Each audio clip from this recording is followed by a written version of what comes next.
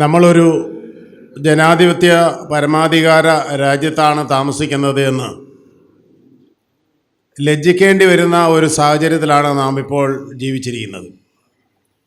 നമുക്ക് ഇന്നലെ വരെ പറഞ്ഞ പ്രബുദ്ധതകളും വിജ്ഞാനവും ആധുനിക ശാസ്ത്ര സാങ്കേതിക വിദ്യകളെയുമൊക്കെ അപഹസിക്കുന്ന വിധത്തിലുള്ള നടപടികളാണ്, നിലപാടുകളാണ് നമ്മുടെ രാജ്യത്ത് ഉയർന്നു വരുന്നത്. സംഘപരിവാര രാഷ്ട്രീയം ഇന്ത്യയെ ഹിന്ദുത്വത്തിലേക്ക്, ഹിന്ദുത്വ ഭീകരതയിലേക്ക് കൊണ്ടുപോവുകയാണ് എന്ന് നിരന്തരം നമ്മൾ പറഞ്ഞുകൊണ്ടിരിക്കുമ്പോഴും ഇന്ത്യയെ ഒരു മതരാഷ്ട്രമാക്കാൻ 1925 RSS എടുത്ത നിലപാടുകൾ 2025 ആകുമ്പോൾ ഇന്ത്യയെ ഹിന്ദുത്വ രാഷ്ട്രമാക്കണമെന്നുള്ള പ്രഖ്യാപനം, അതിൻ്റെ ഏതാണ്ടൊരു കൾമിനേഷനിലേക്ക് നമ്മളെ രാജ്യം എത്തിക്കൊണ്ടിരിക്കുകയാണ്. പക്ഷെ അത് പറയുമ്പോഴും മറുവശത്ത് എന്താണ് സംഭവിക്കുന്നത് എന്ന് പലപ്പോഴും പലരും മറന്നുപോകുന്നു എന്നുള്ളതാണ് നമ്മൾ ഓർത്തിരിക്കേണ്ട ഒരു പ്രധാനപ്പെട്ട കാര്യം. സംഘപരിവാരത്തെക്കുറിച്ചുള്ള കാര്യത്തിൽ നമുക്കാർക്കും അഭിപ്രായ വ്യത്യാസമൊന്നുമില്ല. കഴിഞ്ഞ 10 വർഷങ്ങളായി ഇന്ത്യൻ ഭരണകൂടം എന്താണ് ചെയ്തുകൊണ്ടിരിക്കുന്നത് എന്നും ഇന്ത്യയെ ഒരു ബഹുസ്വര സമൂഹം എന്നതിൽ നിന്ന് ഒരു ഏകസ്വര സമൂഹമാക്കി മാറ്റുന്നതിന് വേണ്ടിയുള്ള നിയമ നടപടികളും പ്രായോഗിക ഭീകരപ്രവർത്തനങ്ങളും, ഉദാഹരണം മണിപ്പൂർ വീണ്ടും കത്തിക്കൊണ്ടിരിക്കുകയാണ്. അപ്പം അത്തരം നേരിട്ടുള്ള ഇടപെടലുകൾ അവർ നടത്തിക്കൊണ്ടിരിക്കുമ്പോഴും നാം മനസ്സിലാക്കേണ്ട ഒരു കാര്യം, ഇന്ത്യയിലെ നിയമങ്ങൾ നമ്മളെ ഏത് തരത്തിലാണ് ബാധിച്ചുകൊണ്ടിരിക്കുന്നത് എന്നുള്ള വളരെ ഗുരുതരമായൊരു പ്രശ്നത്തിലേക്കാണ് ഞാൻ ചൂണ്ടിക്കാണിക്കാൻ ആഗ്രഹിക്കുന്നത്. ഏകീകൃത സിവിൽ നിയമം വേണമെന്ന് പറഞ്ഞുകൊണ്ട് നമ്മൾ എത്രയോ വർഷങ്ങൾ, ഏതാണ്ട് 10-20 വർഷങ്ങളായി കേരള യുക്തിവാദി സംഘ ക്യാമ്പയിൻ നടത്തിക്കൊണ്ടിരിക്കുകയാണ്. അത് പറയുമ്പോഴെല്ലാം ഏകീകൃത സിവിൽ നിയമത്തിനെതിരാണ് ഇന്ത്യയിലെ മുഴുവൻ രാഷ്ട്രീയ പാർട്ടികളും.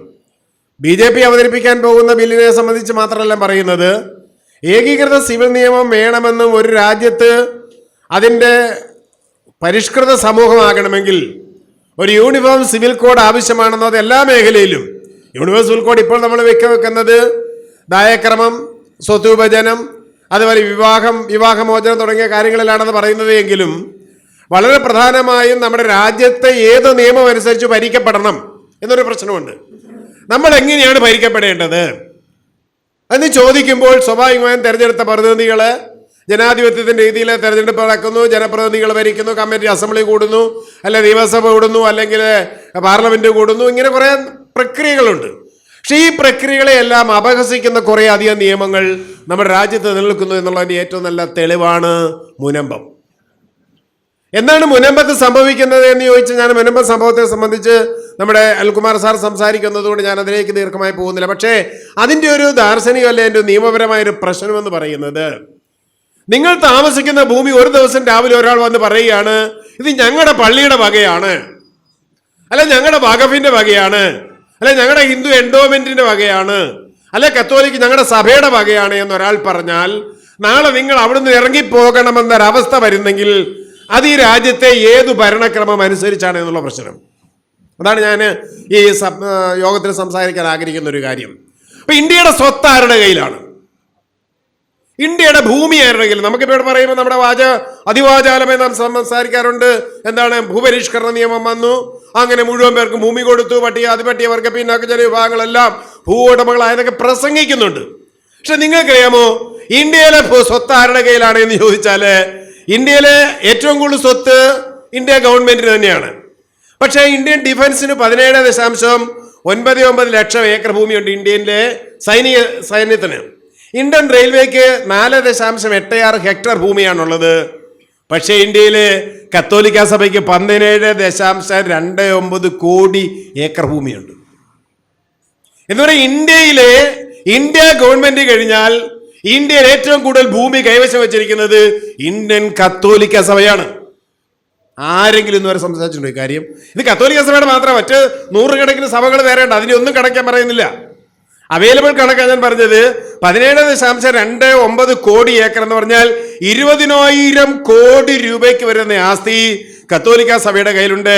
ഇന്ത്യൻ ചർച്ചസ് ആക്ട് 1927 പ്രകാരം അവർ കൈവശമാക്കിയതാണെന്ന് പറഞ്ഞാൽ അവരുടെ പള്ളിയെ, കള്ളുകുടങ്ങൾ, എഞ്ചിനീയറിംഗ് കോളേജ് തുടങ്ങിയ സ്ഥാപനങ്ങളെല്ലാം 5 പൈസ മുടക്കില്ലാതെ അവർ ഇന്ന് ഇന്ത്യയിലെ നോക്കണം. ഇന്ത്യ ക്രിസ്ത്യാനി എത്രയുണ്ടെന്ന് ഓർക്കണം.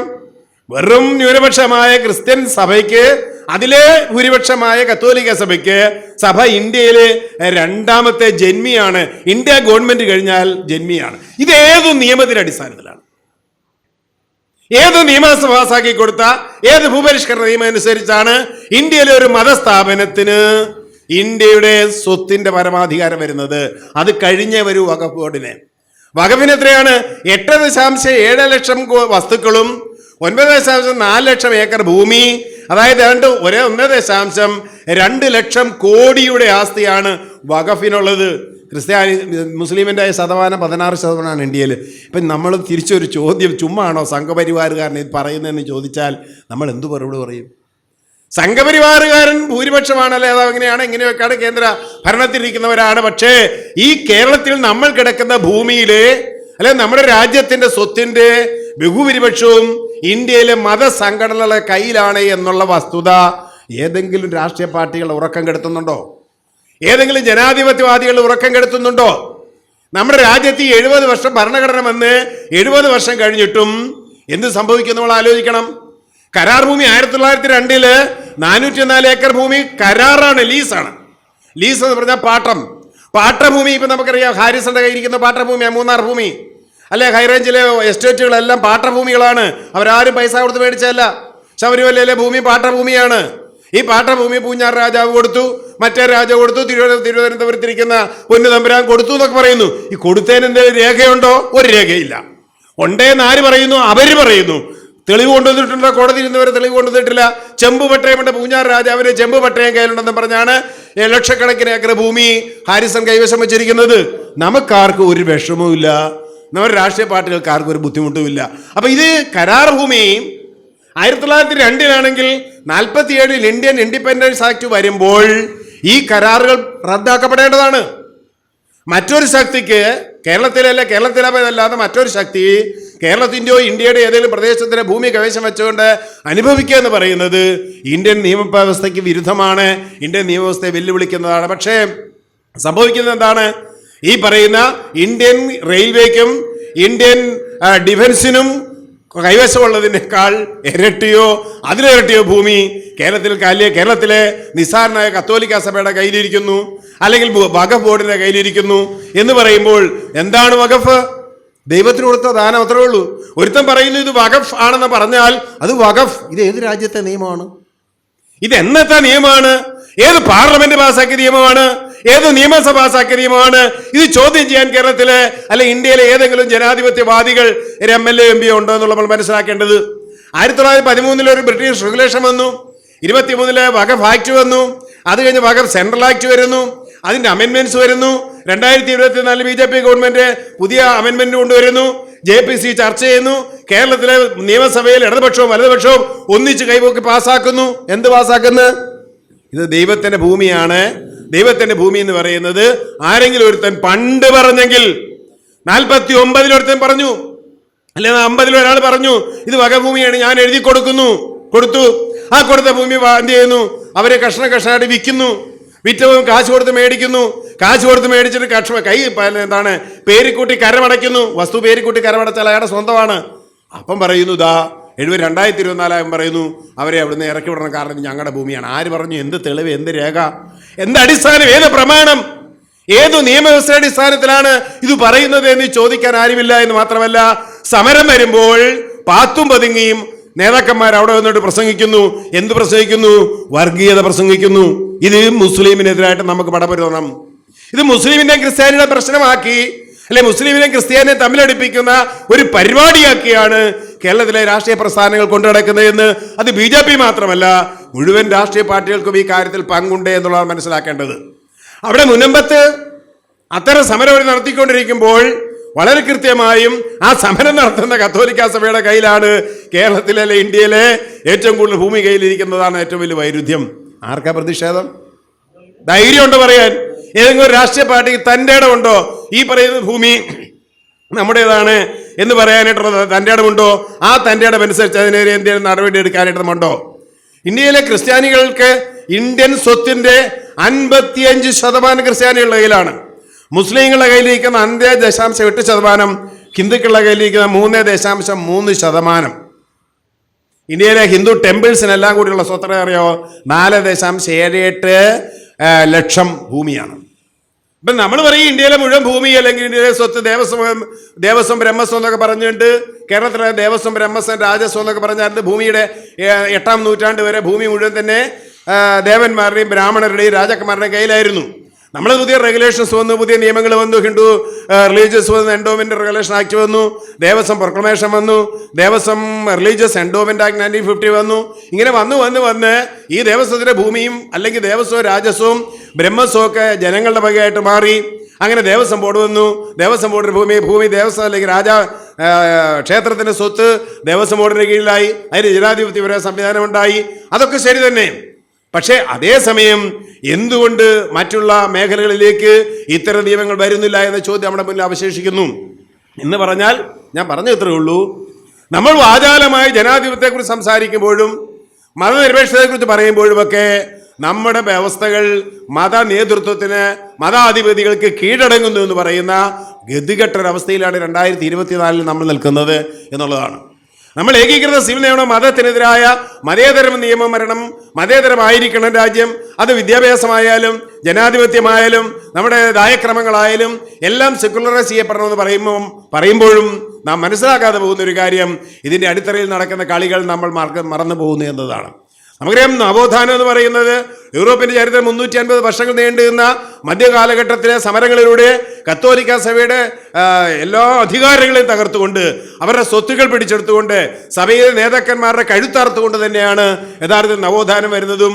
അത് നവീകരണം പരാജയപ്പെട്ടിടത്താണ് നവോത്ഥാനം വരുന്നത്. ശാസ്ത്ര സാങ്കേതിക രാഷ്ട്രീയ സാമൂഹിക കലാമണ്ഡലങ്ങളിലെല്ലാം ഉണ്ടായിട്ടുള്ള ആ വലിയ ജനകീയ മുന്നേറ്റം മതത്തിനു പകരം മനുഷ്യത്വത്തെ സ്ഥാപിക്കുക എന്നായിരുന്നു.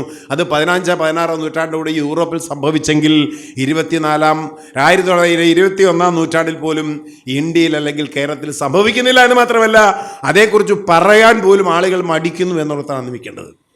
അപ്പം നമ്മളെപ്പോലെ ഒരു പ്രസ്ഥാനം ജാതിക്കും മതത്തിനും അതീതമായി ഒരു മതനിരപേക്ഷ സംസ്കാരം മാത്രമല്ല, ഒരു സംസ്കൃത സമൂഹം അല്ലെ ഒരു സിവിൽ സൊസൈറ്റി രൂപപ്പെടണമെന്ന് പറയുന്ന നമ്മൾ പറയുമ്പോഴൊക്കെ തന്നെയും എങ്ങനെയാണ് രൂപപ്പെടുത്താൻ കഴിയുക, ആരെയൊക്കെയാണ് നമ്മൾക്ക് അതിലേക്ക് എതിർക്കേണ്ടി വരുന്നത് എന്നുള്ള പ്രശ്നം നമ്മുടെ മുന്നിൽ വരുന്നു. ഇവിടെ വലിയ വലിയ കോർപ്പറേറ്റുകളാണ് മതസ്ഥാപനങ്ങൾ. ഇപ്പം വഖഫ് എന്ന് പറയുന്ന ഒരു കോർപ്പറേറ്റാണ്. കത്തോലിക്ക സഭ എന്ന് പറയുന്ന ഒരു മൾട്ടി കോർപ്പറേറ്റ്, കാരണം ഇന്റർനാഷണൽ ലെവലിൽ വർക്ക് ചെയ്യുന്ന ഒന്നാണ് കത്തോലിക്ക സഭ എന്ന് പറയുന്ന വലിയ കോർപ്പറേറ്റ്. കാരണം കോടാനുകോടികളുടെ സ്വത്തും സ്ഥാപനങ്ങളും പ്രസ്ഥാനങ്ങളുമായി ലോകത്തിലെ പല രാഷ്ട്രങ്ങളെ നിയന്ത്രിക്കുന്ന, എന്തിന് ഇന്ത്യയെ പോലും നിയന്ത്രിക്കുന്ന ഒരവസ്ഥയിലേക്ക് അവർ വന്നിരിക്കുന്നു. മാത്രമല്ല ഇന്ന് BJPയുമായി കത്തോലിക്ക സഭ സഖ്യമുണ്ടാക്കിയിരിക്കുന്നു. വളരെ കൃത്യമായി പ്രകടമായും കൊച്ചിയിലാണ് അവർ ആദ്യം യോഗം ചേർന്നത്.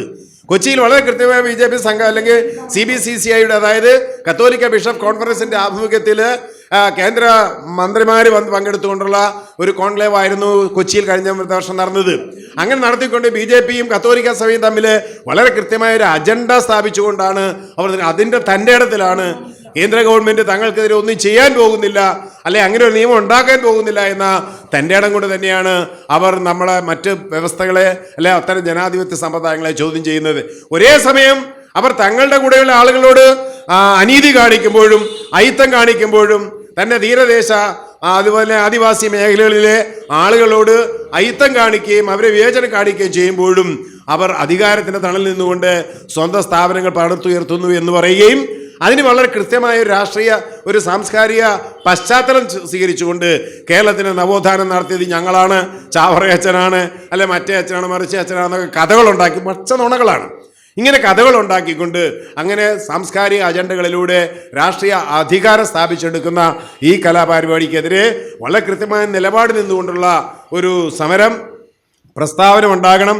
യുക്തിവാദി സംഘം പോലുള്ള പ്രസ്ഥാനം വളരെ കൃത്യമായിട്ട് ഇത്തരം കാര്യങ്ങളെക്കുറിച്ച് ചില കൃത്യമായ നിലപാടുകൾ എടുത്തുകൊണ്ട് നാം വിഷയങ്ങൾ അവതരിപ്പിക്കുമ്പോഴും പലപ്പോഴും ഇത്തരം കാര്യങ്ങൾ കാണുന്നില്ല, കേൾക്കുന്നില്ല എന്ന രീതിയിൽ നമ്മുടെ രാഷ്ട്രീയ പാർട്ടികളും പ്രസ്ഥാനങ്ങളും, ഞാൻ ഏതെങ്കിലും ഒരു പാർട്ടിയെക്കുറിച്ചല്ല പറയുന്നത്, എല്ലാ രാഷ്ട്രീയ പാർട്ടികളും ഈ കാര്യത്തിൽ കുറ്റകരമായ അനാസ്ഥയാണ് കാണിക്കുന്നത് എന്നുള്ളതിൻ്റെ ഏറ്റവും നല്ല തെളിവാണ് മുനമ്പം. കാരണം അസംബ്ലിയിൽ തങ്ങൾക്കുള്ള അധികാരം ഉപയോഗിച്ചുകൊണ്ട് അസംബ്ലിയിൽ നിയമം പാസ്സാക്കാൻ കഴിയുന്ന ആളുകൾ അവിടെ തങ്ങളുടെ ഇഷ്ടത്തിനൊരു നിയമം പാസ്സാക്കുകയും പകൽ വെളിച്ചത്തിൽ പുറകെ വന്നിട്ട് അത് ഞങ്ങൾ വേണ്ടി ശരിയാക്കി കളയുമെന്ന് പറയുകയും ചെയ്യുന്ന ഒരവസ്ഥ. വെറും തെരഞ്ഞെടുപ്പ് രാഷ്ട്രീയത്തിൻ്റെ നെറികെട്ട പരിപാടികൾക്കപ്പുറത്തേക്ക് ഒരു ജനാധിപത്യ രാജ്യത്തിൻ്റെ ജനാധിപത്യ മൂല്യങ്ങൾ, മതേതര മൂല്യങ്ങൾ, മാനുഷിക മൂല്യങ്ങളെ കണക്കിലെടുത്തുകൊണ്ട് അത്തരം ഒരു നിലപാടിലേക്ക്, അത്തരം നിയമനിർമ്മാണങ്ങളിലേക്കല്ല നമ്മുടെ സഭകൾ പോകുന്നതെങ്കിൽ നമ്മളുടെ ജനാധിപത്യം അർത്ഥശൂന്യമായി പോകുമെന്നാണ് എനിക്ക് പറയാനുള്ളത്.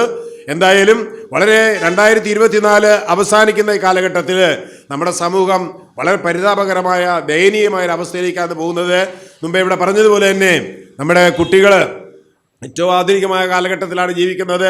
യൂറോപ്യൻ സംസ്കാരത്തിൻ്റെ രീതിയിൽ വേഷങ്ങളിലും ഭൂഷകളിലും ആർട്ടിഫിഷ്യൽ ഇൻ്റലിജൻസ് ഉപയോഗിക്കുന്നതിലും മൊബൈൽ ഉപയോഗിക്കുന്നതിലും ടെക്നോളജി ഉപയോഗിക്കുന്നതിലൊക്കെ വളരെ മുന്നോട്ട് പോകുമ്പോഴും ആ കുട്ടികളുടെ എല്ലാം കയ്യിൽ കുട്ടിച്ചാത്തൻ്റെ ചരടുകൾ ഉണ്ട് എന്നുള്ളത് മനസ്സിലാക്കേണ്ടതുണ്ട്. ആ കുട്ടിച്ചാത്തൻ്റെ ചരടുകൾ കൈകളിലും കാലുകളിലും കെട്ടിപ്പം കൈ മാത്രമല്ല കാലയിലും കെട്ടു തുടങ്ങിയിട്ടുണ്ട്. നേരത്തെ കൈകളിൽ മാത്രമായത് കുട്ടിച്ചാത്തൻ ചരടെങ്കിൽ ഇപ്പോൾ പെൺകുട്ടികളും ആൺകുട്ടികളും കാലയിൽ വരെ ചരട് കെട്ടിക്കൊണ്ട്, അപ്പം പുറമേ ഭാഷണങ്ങളും പുറമേ വേഷങ്ങളിലും അല്ലെങ്കിൽ ടെക്നോളജി ഉപയോഗിക്കുന്നതിലും ശാസ്ത്രത്തെ ഉപയോഗിക്കുന്നതിലും മുൻപന്തിയിൽ നിൽക്കുമ്പോൾ തന്നെ അവർ ചാത്തൻ്റെ യുഗങ്ങളിലേക്ക് തിരിച്ചു പോകുന്നു എന്നുള്ള വളരെ ഭീതിതമായ ബ്ലാക്ക് മാജിക്കിൻ്റെ, ഇപ്പം എനിക്കറിയാം കൊച്ചിയിൽ തന്നെ ഇതിൻ്റെ ഒരു വലിയ കേന്ദ്രമുണ്ട്. അതായത് കറുത്ത കുർബാനക്കാരുടെ ഒരു സംഘടന കൊച്ചിയിൽ തന്നെയുണ്ട്. അങ്ങനെ ഏറ്റവും പ്രാകൃതമായ സോഷ്യൽ മീഡിയ ഉപയോഗിച്ചുകൊണ്ട് ഏറ്റവും പ്രാകൃതമായിട്ടുള്ള അവസ്ഥകളിലേക്ക് തിരിഞ്ഞു പോകുന്ന ഒരു സാഹചര്യം നമ്മൾ നേരിടുന്നുണ്ട് എന്നുള്ളതും, അത് കഴിഞ്ഞ കാലങ്ങളിൽ നമ്മൾ നേരിട്ട സമരത്തെക്കാളും, അല്ല ഇപ്പോൾ ഇവിടെ നമ്മൾ പറയുന്ന പോലെ അപ്പോൾ വീട്ടിപ്പാട്ട തിരിപ്പാടോ അല്ലെങ്കിൽ ശ്രീനാരായണ ഗുരു, അയ്യങ്കാളിയോ പണ്ഡിറ്റ് കറുപ്പനോ ഒക്കെ ആളുകൾ ചെയ്തിട്ടുള്ള ആ സമരങ്ങളെക്കാൾ കുറേ കൂടി ഉജ്ജ്വലമായിട്ടുള്ള ശാസ്ത്രീയമായിട്ടുള്ള സമരങ്ങളുടെ ഒരു കാലഘട്ടമാണ്. അതുകൊണ്ട് യുക്തിവാദി പ്രസ്ഥാനത്തിന് വളരെ ഉത്തരവാദിത്തപ്പെട്ട കാര്യങ്ങളുണ്ട് എന്നും ഈ പുതിയ തലമുറയെ അല്ലെങ്കിൽ പുതിയ കാഴ്ചപ്പാടുകളെ, പുതിയ വെല്ലുവിളികളെ നേരിടാൻ, പ്രത്യേകിച്ച് സൈബർ രംഗത്തെ വെല്ലുവിളികളെയൊക്കെ നേരിടാനായിട്ട് പ്രാപ്തമാകുന്ന ഒരു പ്രസ്ഥാനമായി നമ്മുടെ പ്രസ്ഥാനം മാറണം. അതുപോലെ തന്നെ ഇത്തരം ജനാധിപത്യ വിരുദ്ധമായ നിയമങ്ങളെ കൈകാര്യം ചെയ്യാൻ നമുക്ക് സാധിക്കുന്നില്ല എങ്കിൽ നമ്മുടെ സമൂഹം വീണ്ടും പ്രാകൃതമായൊരു കാലഘട്ടത്തിലേക്ക്, മധ്യകാലഘട്ടങ്ങളിലേക്ക് തിരിച്ചു പോകുന്ന കാര്യം സംശയം വേണ്ട. അങ്ങനെ ഒരു കാരണവശാലും തിരിച്ചു പോകാൻ കഴിയില്ല. പരിണാമം സോഷ്യൽ ഡാർവിനിസത്തിലേക്ക് പോവില്ല എന്നൊക്കെ നമ്മൾ പറയുന്നുണ്ടെങ്കിലും അങ്ങനെ പോവില്ല, ശരിയാണ്. പക്ഷേ നമ്മുടെ സമൂഹത്തിൻ്റെ ചിന്താ പദ്ധതികൾ, നമ്മുടെ കുടുംബങ്ങൾ, നമ്മുടെ സാമൂഹിക ജീവിതം, നമ്മുടെ സാംസ്കാരിക ജീവിതം എത്രമാത്രം തമോമയമായി പോകും എന്നുള്ളത് നമ്മൾ ഓരോരുത്തരെയും ആശങ്കപ്പെടുത്തേണ്ട കാര്യമാണ് എന്ന് മാത്രം പറഞ്ഞുകൊണ്ട് ഈ സമ്മേളനം ഉദ്ഘാടനം പ്രഖ്യാപിക്കുന്നു. നന്ദി.